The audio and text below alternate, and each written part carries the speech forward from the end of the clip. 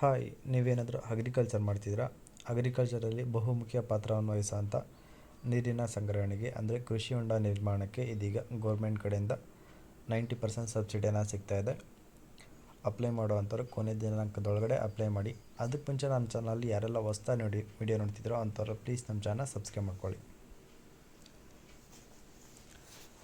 ಇದೀಗ ಬೇಸಿಗೆ ಶುರುವಾಗಿರೋ ಕಾರಣದಿಂದ ಇದೀಗ ಬೋರ್ವೆಲ್ಗಳಲ್ಲಿ ನೀರು ಕಡಿಮೆ ಆಗೋದು ಸಾಮಾನ್ಯ ಆಗಿರೋದ್ರಿಂದ ನೀರಿನ ಸಂಗ್ರಹಣೆಗೋಸ್ಕರ ಎಲ್ಲರೂ ಕೃಷಿ ಹೊಂಡ ನಿರ್ಮಾಣ ಮಾಡಿಸ್ತಾ ಇರ್ತಾರೆ. ಆ ಒಂದು ನಿರ್ಮಾಣಕ್ಕೆ ಗೌರ್ಮೆಂಟ್ ಕಡೆಯಿಂದಲೇ 80ರಿಂದ 90%ವರೆಗೂ ನಿಮಗೆ ಸಬ್ಸಿಡಿಯನ್ನು ಸಿಗ್ತಾಯಿದೆ. ಅದ್ರ ಜೊತೆಗೆ ನಿಮಗೆ ವಿವಿಧ ಯೋಜನೆ ಕೂಡ ಸಿಗ್ತಾಯಿದೆ ಈ ನಿರ್ಮಾಣದಿಂದಲೇ. ಈ ಒಂದು ಯೋಜನೆ ಬಂದು ನಿಮ್ಮ ಜಾತಿಯ ಆಧಾರದ ಮೇಲೆ ನಿಮಗೆ ಸಹಾಯಧನ ಮಾಡ್ತಾಯಿತ್ತು. ಅದರಲ್ಲಿ SC/ST ಕ್ಯಾಟಗರಿ ಸೇರಿದಂಥ ರೈತರಿಗೆ ಬಂದು 90%ವರೆಗೆ ಸಹಾಯಧನ ನೀಡ್ತಾಯಿದ್ದಾರೆ. ಇನ್ನುಳಿದಂಥ ಎಲ್ಲ ಕ್ಯಾಟಗರಿ ಅಭ್ಯರ್ಥಿಗಳಿಗೂ ಕೂಡ 80% ಸಹಾಯಧನ ನೀಡ್ತಾಯಿದ್ದಾರೆ.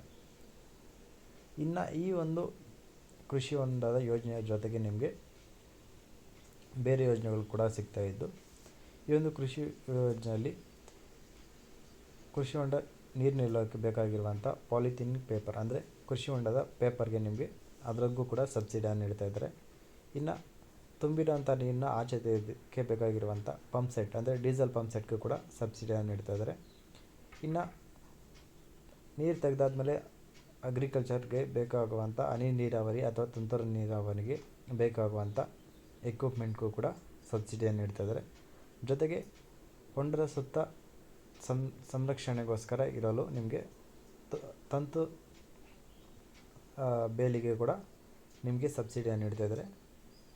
ನಿಮಗೆ ಈ ಒಂದು ಯೋಜನೆಯಿಂದ 4 ಉಪಯೋಗಗಳಾಗ್ತಾಯಿದ್ದು, ನೀವು ಈ 4 ಯೋಜನೆಗಳಿಗೂ ಕೂಡ ಸಬ್ಸಿಡಿಯನ್ನು ಪಡಿಬೋದಾಗಿರುತ್ತೆ ಮತ್ತು ಅಪ್ಲೈನ ಮಾಡ್ಬೋದಾಗಿರುತ್ತೆ. ಇನ್ನು ಈ ಒಂದು ಯೋಜನೆಗೆ ಬಂದು ಎಲ್ಲ ರೈತ ಮಿತ್ರಗಳು ಕೂಡ ಅಪ್ಲೈನ ಮಾಡ್ಬೋದಾಗಿದ್ದು, ಎಲ್ಲಿ ಮತ್ತು ಹೇಗೆ ಅಪ್ಲೈ ಮಾಡಬೇಕಪ್ಪ ಅಂತಂದರೆ, ಆಸಕ್ತರು ಮತ್ತು ಡಾಕ್ಯುಮೆಂಟ್ ಇರೋವಂಥವ್ರು ನಿಮ್ಮ ನಿಯರೆಸ್ಟ್ ಇರೋವಂಥ ಗ್ರಾಮ ಪಂಚಾಯತಿ ಹತ್ರ ಇರೋವಂಥ ರೈತರ ಸಂಪರ್ಕ ಕೇಂದ್ರ ಅಥವಾ ತಾಲೂಕು ಸಹಾಯ ಕೃಷಿ ಎಲ್ಲಿ ಹೋಗಿ ಕೂಡ ನೀವು ಈ ಒಂದು ಯೋಜನೆಯನ್ನು ಅಪ್ಲೈನ ಮಾಡ್ಬೋದಾಗಿರುತ್ತೆ ಅಥವಾ ಹೆಚ್ಚು ಮಾಹಿತಿ ಕೂಡ ನೀವು ತಿಳ್ಕೊಬೋದಾಗಿರುತ್ತೆ. ಇನ್ನು ಈ ಒಂದು ಯೋಜನೆ ಹೆಸರು ಬಂದು ಕೃಷಿ ಭಾಗ್ಯ ಅಥವಾ ಕೃಷಿ ಹೊಂಡದ ಯೋಜನೆ ಆಗಿರುತ್ತೆ. ಈ ಒಂದು ಯೋಜನೆಗೆ ಬಂದು ಚಿಕ್ಕ ರೈತರು ಅಂದರೆ 1 ಎಕರೆ 4 ಎಕರೆಯಿಂದ ಇರೋವಂಥ ಹಿಡಿದು 10 ಎಕರೆ 50 ಎಕರೆ ಇರೋವರೆಗೂ ನೀವು ಕೂಡ ಇರೋವಂಥವ್ರು ಕೂಡ ಈ ಒಂದು ಯೋಜನೆಗೆ ಅಪ್ಲೈನ ಮಾಡ್ಬೋದಾಗಿರುತ್ತೆ. ಇದರಲ್ಲಿ ನಿಮಗೆ 90%ವರೆಗೆ ಸಬ್ಸಿಡಿಯನ್ನು ಸಿಗ್ತಾ ಇರುತ್ತೆ. ಇನ್ನು ಡಾಕ್ಯುಮೆಂಟ್ ಬಂದು ಆಧಾರ್ ಕಾರ್ಡ್, ಪಾಣಿ ಮತ್ತು ಬ್ಯಾಂಕ್ ಪಾಸ್ಬುಕ್ ಇರಬೇಕಾಗಿರುತ್ತೆ. ಇನ್ನು ಈ ಒಂದು ಯೋಜನೆಯಲ್ಲಿ ಅಪ್ಲೈ ಮಾಡೋಕ್ಕೆ ಮುಂಚೆ ನಿಮಗೆ ಇರಬೇಕಾಗಿರುವಂಥ ಡಾಕ್ಯುಮೆಂಟ್ಗಳಲ್ಲಿ ಅಪ್ಲೈ ಮಾಡ್ತಿರೋವಂಥವ್ರದ್ದು ಬಂದು ಪಾಣಿ ಬಂದು ನಿಮ್ಮ ಹೆಸರಲ್ಲಿ ಇರೋ ಹಾಗೆ ನೋಡ್ಕೋಬೇಕು ಮತ್ತು ಆ ಪಾಣಿ ಬಂದು ನಿಮ್ಮ ಆಧಾರ್ ಕಾರ್ಡ್ಗೆ ಲಿಂಕ್ ಆಗಿರೋ ಥರ ನೋಡ್ಕೋಬೇಕಾಗಿರುತ್ತೆ. ಇನ್ನು ನೀವು ಹೊಂಡ ತೆಗೆಸೋವಂಥ ಜಾಗದಲ್ಲಿ ಹೈಟಾಗಿರೋವಂಥ ಜಾಗದಲ್ಲಿ ತೆಗೆಸ್ದೆ ತಗ್ಗಾಗಿ ಅಥವಾ ನೀರು ಹರಿಯೋ ಜಾಗದಲ್ಲಿ ತೆಗೆಸೋದ್ರಿಂದ ನಿಮಗೆ ನೀರಿನ ಒಂದು ಯೂಸ್ ಆಗುತ್ತೆ ಮತ್ತು ಅಲ್ಲಿ ಹರಿಯೋಂಥ ನೀರನ್ನು ಕೂಡ ನೀವು ಸ್ಟೋರ್ ಮಾಡ್ಕೋಬೋದಾಗಿರುತ್ತೆ.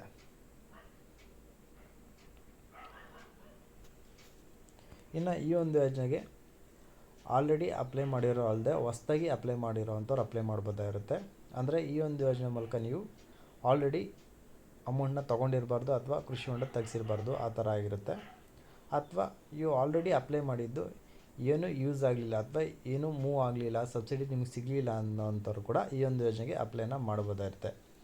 ಇನ್ನು ಈ ಒಂದು ಯೋಜನೆಗೆ ಅಪ್ಲೈ ಮಾಡಲು ಇನ್ನೂ ಕೊನೆ ದಿನಾಂಕ ನಿಗದಿ ಮಾಡಿದ ಕಾರಣ ನೀವು ಈಗಲೇ ಬೇಗ ಹೋಗಿ ಅಪ್ಲೈ ಮಾಡಬೇಕಾಗಿರುತ್ತೆ. ಇದರಲ್ಲಿ ಬಂದು ನಿಮಗೆ ಯಾರು ಮೊದಲೇದಾಗಿ ಅಪ್ಲೈ ಮಾಡ್ತೀರೋ ಅಂಥವ್ರಿಗೆ ಬೇಗ ಸಬ್ಸಿಡಿಯನ್ನು ಸಿಗೋ ಒಂದು ಇದಾಗಿರುತ್ತೆ. ಯಾಕಂದರೆ ಅಪ್ಲೈ ಮಾಡಿದಂಥವ್ರಿಗೆ ಬೇಗ ಅಪ್ಲಿಕೇಶನ್ಸ್ ಮೂವ್ ಮಾಡಿ ನಿಮಗೆ ಸಬ್ಸಿಡಿಯನ್ನು ಸಿಗೋ ರೀತಿ ಇದೀಗ ನಡೀತಾ ಇದ್ದು, ಬೇಗ ಹೋಗಿ ಅಪ್ಲೈ ಮಾಡಿ ಈ ಒಂದು ಯೋಜನೆಯ ಲಾಭ ಪಡ್ಕೊಳ್ಳಿ ಅಂತ ಹೇಳ್ತಾ, ಸೊ ಯಾರೆಲ್ಲ ಈ ಒಂದು ಯೋಜನೆಗೆ ಅಪ್ಲೈ ಮಾಡ್ತಿದ್ದೀರೋ ಅವರೆಲ್ಲರಿಗೂ ನನ್ನ ಕಡೆಯಿಂದ ವೆರಿ ಆಲ್ ದ ಬೆಸ್ಟ್ ಅಂತ ತಿಳಿಸ್ತಾ, ಇದೇ ಥರದ ಹೆಚ್ಚಿನ ಯೋಜನೆಯ ಮಾಹಿತಿಗೋಸ್ಕರ ತಪ್ಪದೆ ನಮ್ಮ ಚಾನಲ್ ಸಬ್ಸ್ಕ್ರೈಬ್ ಮಾಡಿಕೊಂಡು ಸಪೋರ್ಟ್ ಮಾಡಿ ಅಂತ ಹೇಳ್ತಾ, ಎಲ್ಲ ರೈತರಿಗೂ ಕೂಡ ಈ ಒಂದು ವಿಡಿಯೋನ ಶೇರ್ ಮಾಡಿ ಅಂತ ಹೇಳ್ತಾ ಇಲ್ಲಿಗೆ ಈ ವಿಡಿಯೋನ ಮುಗಿಸ್ತಾ ಇದ್ದೀನಿ. ಧನ್ಯವಾದಗಳು.